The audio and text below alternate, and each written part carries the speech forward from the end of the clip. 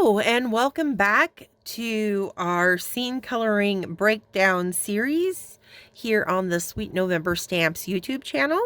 I'm Amy and I'm co-owner and illustrator for Sweet November Stamps. We have been coloring up this colorful sunrise snowy winter scene over the past 3 weeks, and we are going to wrap things up today by adding color to our trees and our little bird and their hats and scarf. So I've got them stamped up. I've used this little cute snowman and bird from the Cold Hands Warm Heart clear set. The fence is from the Horizon Lines Winterscapes clear set. And the little pine trees are from the Winter Wonderland Background Builder clear set, all stamped in Memento Rich Cocoa ink on Catherine Pooler cardstock. All right, so let's start with our trees back there. I am going to start, I believe, let's go YG61.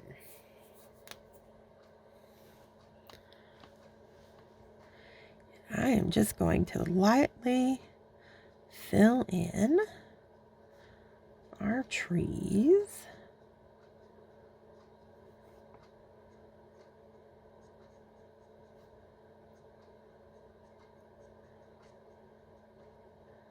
All right, this is just the base layer for these particular trees, but I want to allude to more trees growing off into the distance.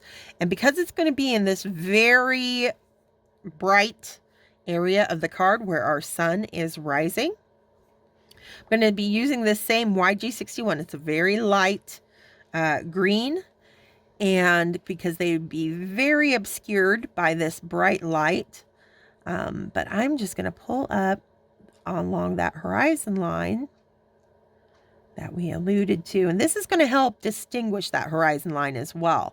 It looks a little unfinished back there, but this is where the magic's going to happen. So you can see I'm just taking the tip of my nib, because these are so far off in the distance. This little stand of trees that I'm creating, I'm just doing quick little pull-ups from the base of the hillside up and letting it taper off. And you can do little stands where you group them all together. You can do some individual, some taller, some shorter. And that's really, varying the size and shape is going to make it look more realistic. Like so. And then we'll take a little gap maybe, and we'll see more trees over on this side of the hill. We'll just do a little stand there, skip a little bit, do a couple more, go tall again. Totally up to you and how many trees you want kind of growing up in your background. So, but see, already we've created that, we've really made a distinct line with our hillside without having like colored a whole line across the card there. Remember, I left the space in week 1. We'll even have some of our little trees growing back here too. Just all along that hillside, adding in the hint at little pine trees growing up. And look at how all of a sudden that kind of odd white, transition from that to the sky actually is starting to take on the look of an actual hillside now. What's really going to help sell this is right now, now we will take our BV 000 that we have been using in our snow and in our sky, and we're going to do some little drop shadows. So these are directly kind of in front of that sun, so you just have to pull down. So just quick little flicks down, just like you flicked up.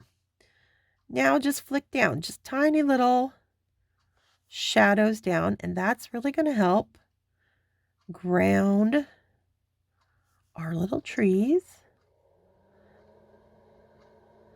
on the top of this hillside.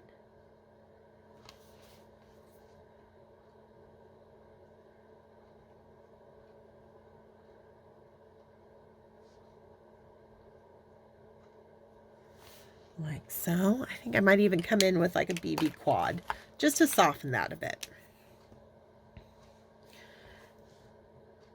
Soft little pulls. There we go. So as I pulled down, it's just like when we were doing the fence shadows, because our circle of light is here, anything that falls on the right-hand side of that circle of light, our shadows are going to pull this way away from the light, and then we kind of switch gears and pull away this side of these trees. And it just gets more angled the further away we get back there. All right, so just like that, look at how easy. You're just doing quick little flicks. That's all it takes. No drawing skills involved whatsoever. Anyone can do it. Just being willing to do those short, quick little flicks in the green to get our trees, short, quick little flicks the opposite direction to get the shadows for those trees. And all of a sudden, you've got a distant hillside. That's very convincing. Okay, now we got to build up our trees that are closer to us. I'm going to come in with some G94.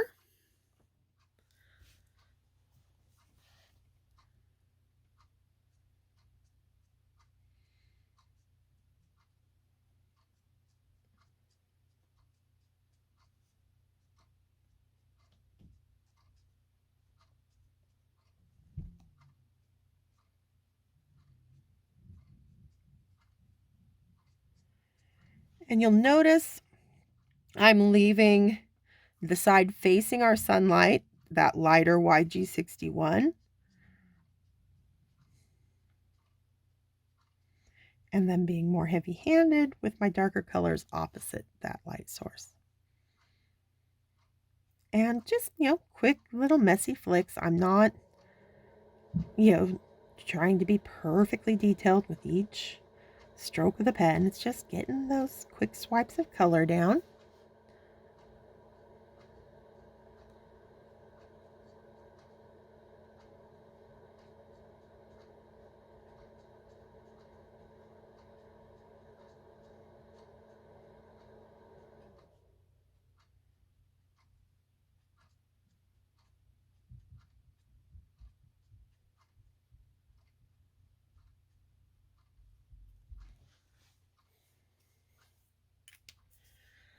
I'm going to come in with some G99 next.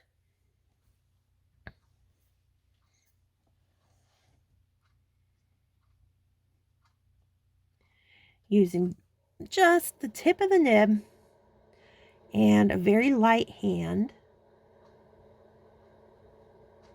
Again, concentrating more on the left-hand side of each tree with this more saturated color.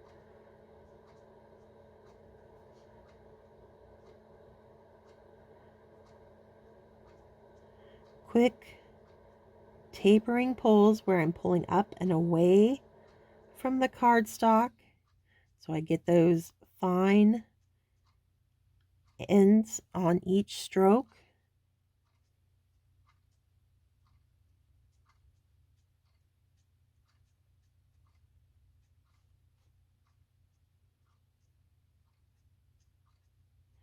And even though these are closer to us than those little trees we created way off in the distance, they're still pretty far away relative to the scene that is our focal point of our little snowman and our bird.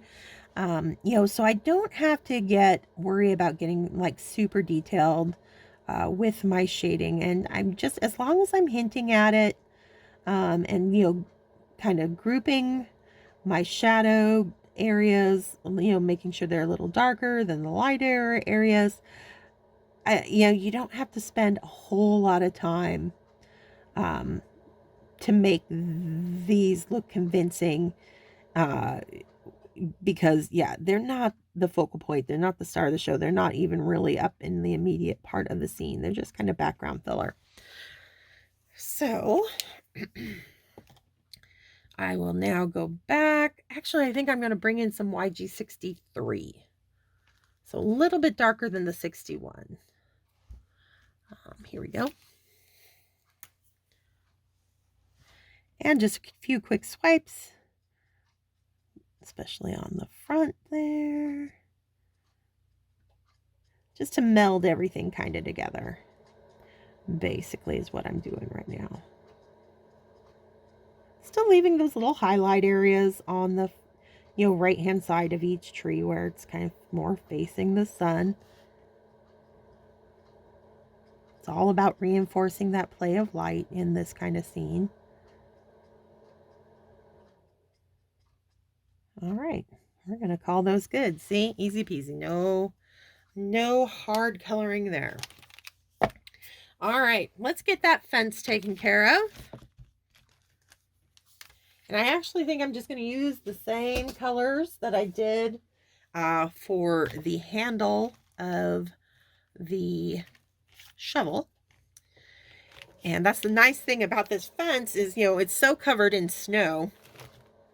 It might look a little intricate, but it's really easy to color because it doesn't take that many markers to get it looking good. So filling it in with E42.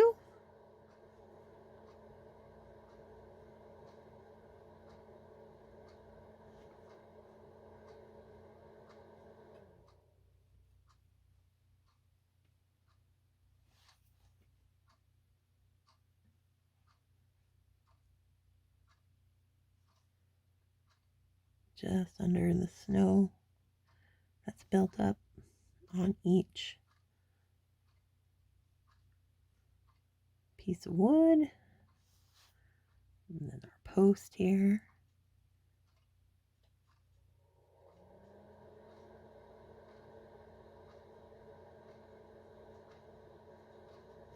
And the gate.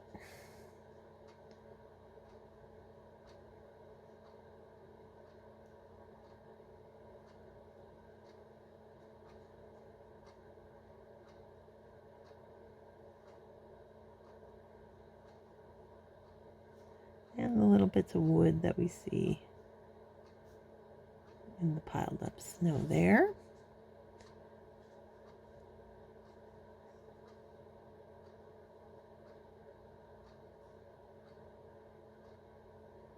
Okay. And then we're just going to use our E44. So down the front of this post, leaving both edges that lighter E42. Just going to put that in directly beneath our little built up snow.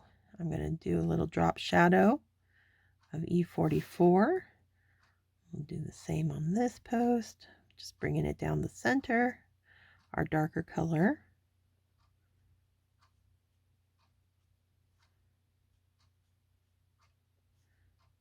Little drop shadows under the built up snow.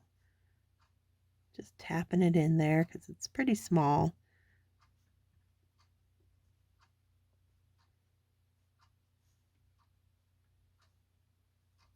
And then little drop shadows beneath the snow.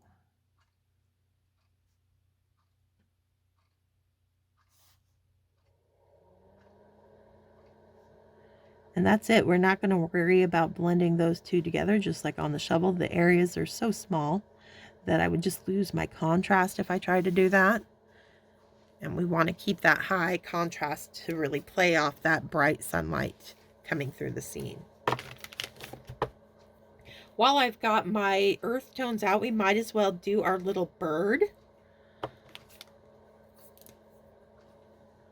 I'll just start with a E81 for a little kind of ivory belly. Don't know what kind of bird he's going to be yet, but we'll keep that kind of light right now. Maybe some E50. Give it a little bit of creamy look.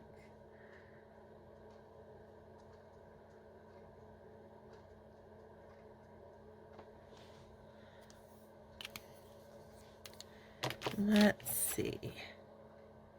Let's maybe bring in some grays, just since he's right against that brown of the fence. So let's see. Here's a T3. Give him some little gray feathers.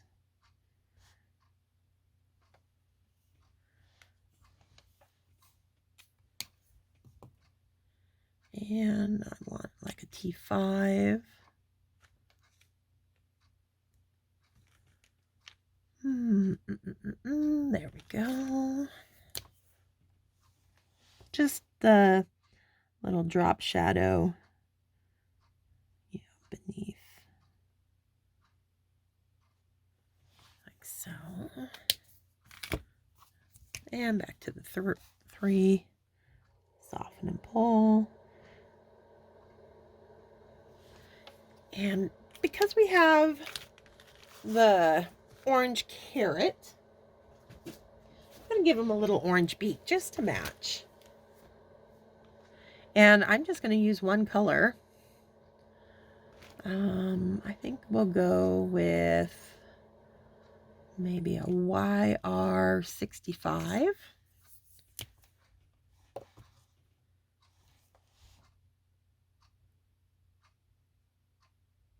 And his little feet.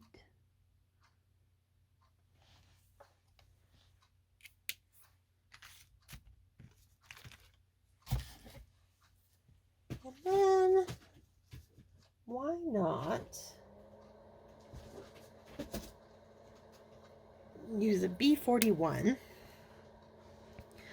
Let's just give him a little bit of color around the eyes. Why not? So he's got a little bit of blue. Plumage.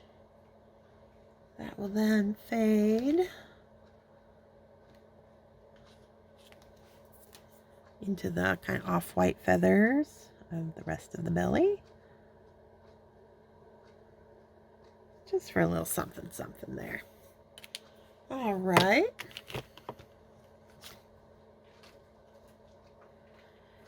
Now,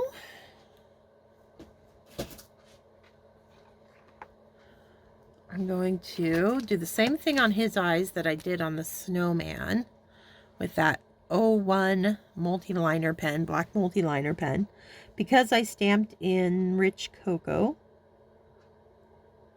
instead of black, just to make the eyes pop a little bit more. There we go. All right, so now we need some colors. I think that'd be cute. I want to bring in some violets. So I'm going to do VO1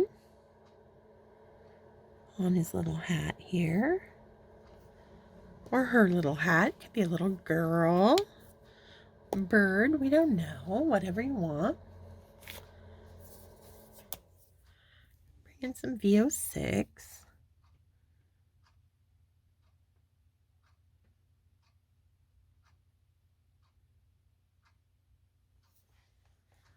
And I think as small as that little hat is, that might be all I need. Is the VO1 and the VO6. Just to make sure I keep that nice strong contrast. You know, my light's coming in. I want the back side of that hat to be lighter. Make sure they blend a little bit, but just come back in with the 06. Tap in a little bit darker color again.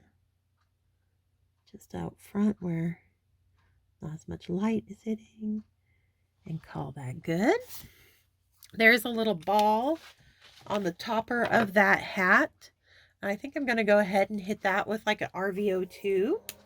Since we've got pink up in our sky, it'd be fun to kind of play with those pinks and purples again. So there's some RVO2. And let's hit it with RV34 for a little bit of contrast. Out, away from our light source. And there we go. Little purple and pink hat on our bird. Now for our snowman. I'm going to come in with some BV00. Just on the little pom-pom. And I'm going to dot in a little texture there.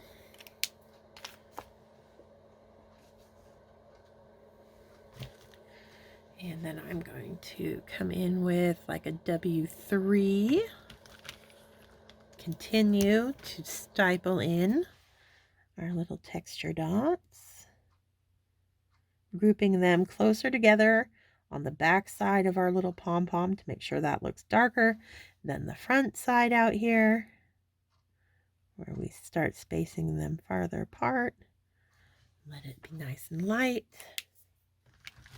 And maybe a little bit of W5.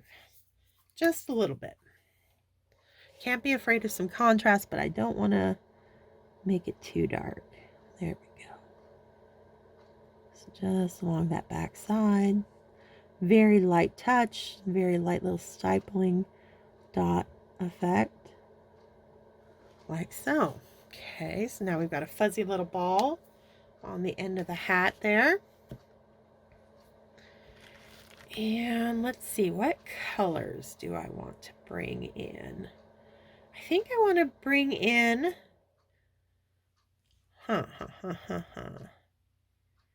some blue-green for the scarf.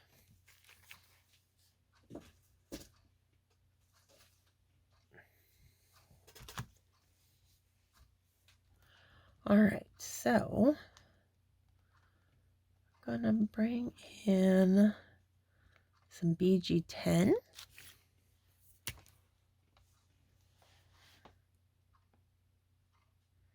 Just get a base coat down on our scarf here.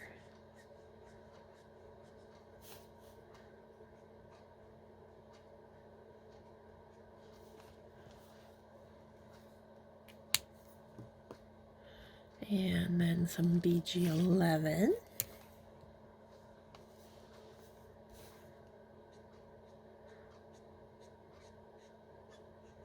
Pulling from the back where it's darker.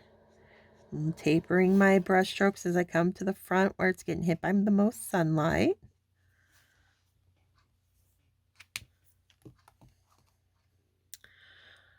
Oh, of course, I got to bring in one of my favorite Copic markers. And that would be the BG53.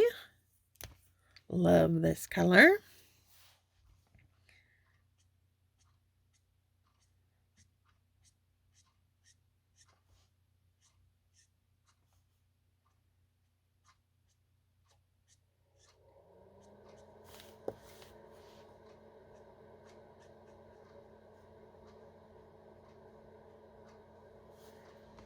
Okay. Now I want to really heighten the contrast going on here. So I'm going to jump on over. I think I'm going to do BG75. What this is also going to do, there's a lot of gray tone to the BG70 family. And so it's going to kind of desaturate this combination just a bit. And give it a little bit, just dull it down just slightly. But look at that high contrast I'm getting between this 75 and all those other colors that I've laid down. And 75, it's a mid-tone color really, because, it ends in a 5. So in comparison to a lot of other colors in your Copic collection, it's not the strongest, but because we're using it with a bunch of very light blue greens, it is still giving us a really great contrast that we need.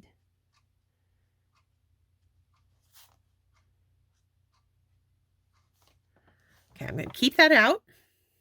We're going to be doing some tip to tip. BG53 is going to be picking up the BG75. This is going to help us bridge that gap between these two markers to give us a nice smooth blend out between the two, because it's a bit of a leap between that we're making. That's why I love the tip to tip technique. It just really allows you to experiment and play with different kinds of color blends and get really effective results with them.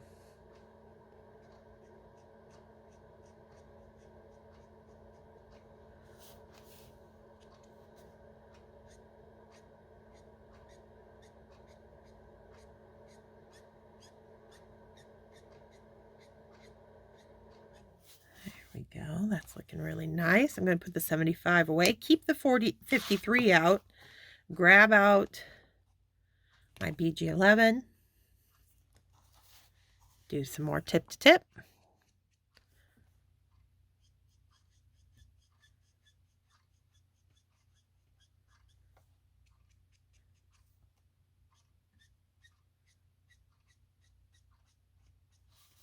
See how smooth we're getting that?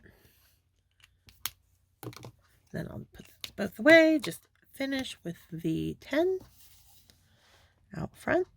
Nice and light. Where that sunlight's hitting it. Okay, we're going to add some texture to that scarf. But before we do, I want to give it time to dry. And the best way to do that is to move on to something else to color. So we'll start working on the hat and give this time to dry, and then we'll finish it off by adding a nice little knit texture to it. But I think for the hat, we're gonna play up the sunlight in our scene and give him a really cute little yellow hat to kind of create a nice little balance between the left and right hand side of our card. And so to that end, let's use a Y11. And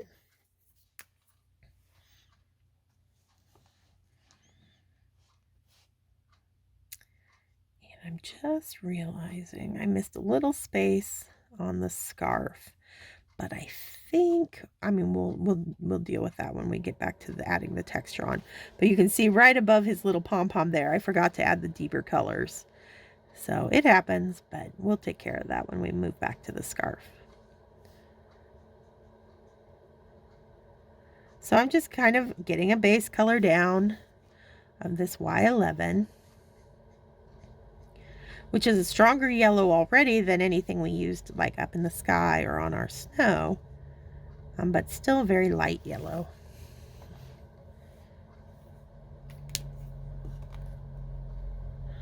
I'm gonna go to a Y13.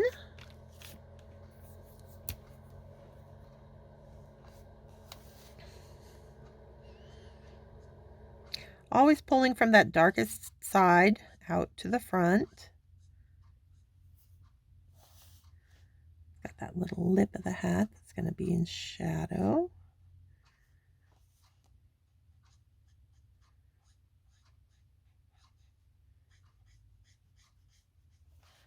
Okay.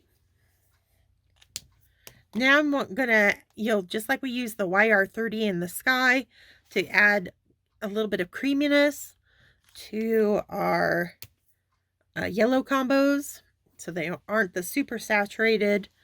I'm going to come in with Y21 and just going to create a nice little kind of butter type yellow look with this combo, which is going to play really nicely, especially since we added kind of the gray tones to our blue-green combo on the scarf. It'll just get them kind of playing in that same kind of color family vein of not pairing something like super bright and saturated with something that's a little bit more desaturated. We're desaturating both. So even though we're working with a yellow, and we'll be using different kinds of markers to create it, we're going to be going into some of the yellows that are a bit more desaturated themselves. So just keeping it consistent throughout the scene, keeping that in mind. It's going to create a more pleasing outcome if they're, all consistent, not fighting with each other so much. So let's bring in some Y26 to that end.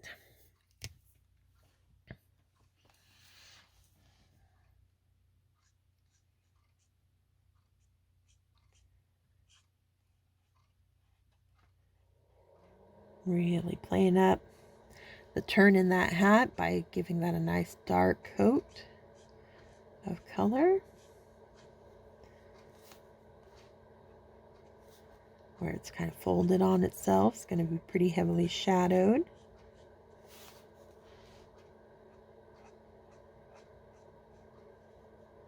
And alongside the back side of the hat back there. And that's not even the darkest. We're going to go one more, Y28.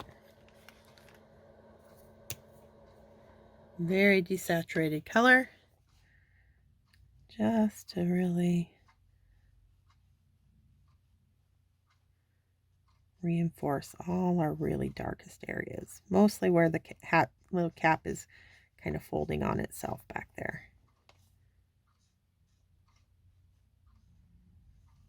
Okay.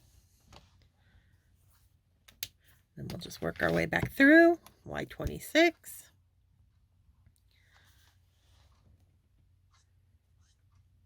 Using more of the side of that nib. So it's nice, you know, wide, soft application of color.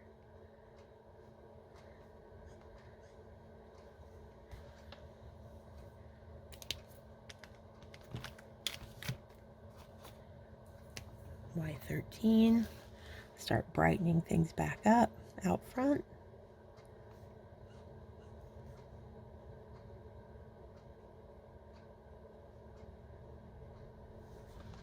And then we'll just end it with that Y11 that we started with. And then I'll see if I need to add any more Y21 as a final kind of little finishing coat, but I think we'll be good. I don't know that we really need to, it's pretty golden already. So I think we're good.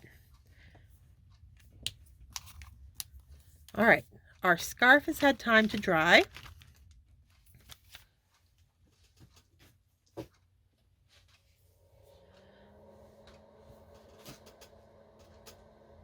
Because I missed that one little area. Oh, that's a 15. I want my 53.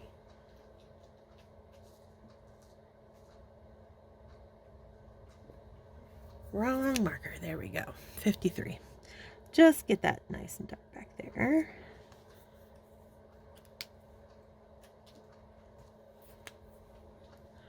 All right.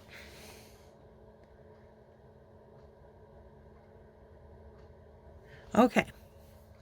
So I'm going to use that BG75. And we're going to create a little knit texture to the scarf.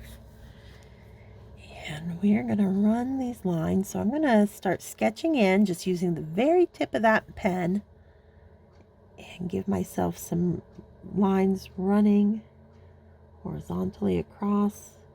Just trying to kind of use those outside artist drawn lines as my guide. Now where you got to get a little creative is, you know, here, because we've got this kind of little fold in the fabric that's going to bunch up on itself. We're not going to see the entire line, you know, so it'll come out, and then like you'll just from there do another line instead of starting all the way back on that one. So like, and then the next one we kind of start back there, and that's just going to help play up that whole fabric kind of folding in on itself look.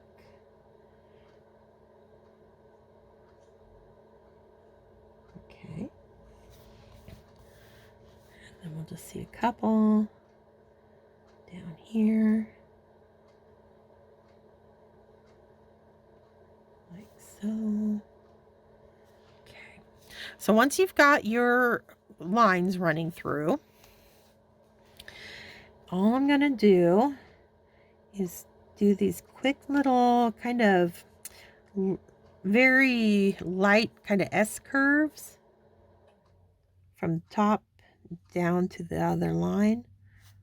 So it's not quite an S, but it's just like a little, just a little jag from one side to the other. And then you'll do the opposite on the other side of your line. And that's going to create those little kind of knit textures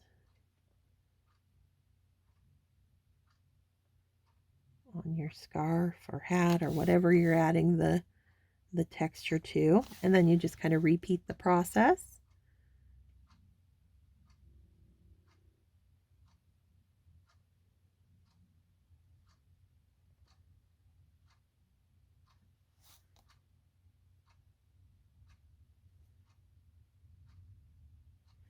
Just make sure they're always kind of meeting in the center.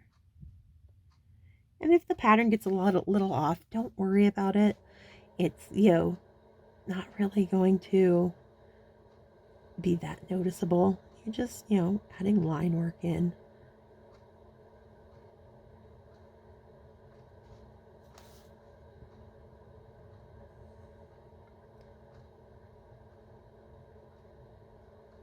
Just trying to have as light of a hand as possible for really fine lines.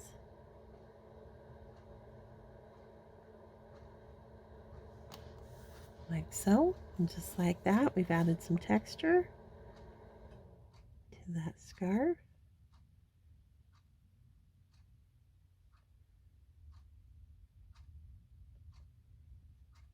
There we go. Very cute. So it looks like we have completed our bright, sunshiny, colorful winter Wonderland that we've been coloring up over the last few weeks using these cuties from the Cold Hands Warm Heart set. You can see all that play of color in a scene that's essentially filled with a lot of white, but because of our use of shadows, we've given it a lot of dimension and interest. And I hope you have enjoyed this scene coloring breakdown series. I'm sure we'll be jumping into something fun and maybe a little bit more love-filled, we'll see, for our next series. And I hope you'll join me then. So thank you again. Hope you had a great time. I certainly did. I can't wait to finish this card, and I will very quickly probably pause the video just so I can stamp a sentiment on there, die cut it out so you can see it all finished up. With the magic of editing, I will see you in a second with a finished card. Alrighty, there, through the magic of editing, we now have a completed card.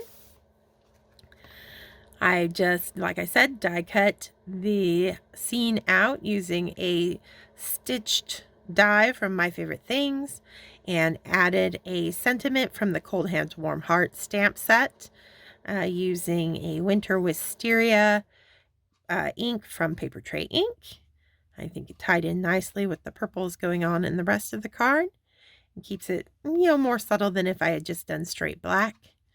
And there you have it. It's on a card base and ready to mail out and make somebody's day. Give them a little smile in the mail, some happy mail there during these cold winter months. So there we have. I hope you really actually, do the scene. I hope you follow along with the series of videos and make your own colorful winter scene. And until the next one, stay crafty, my friends. Bye.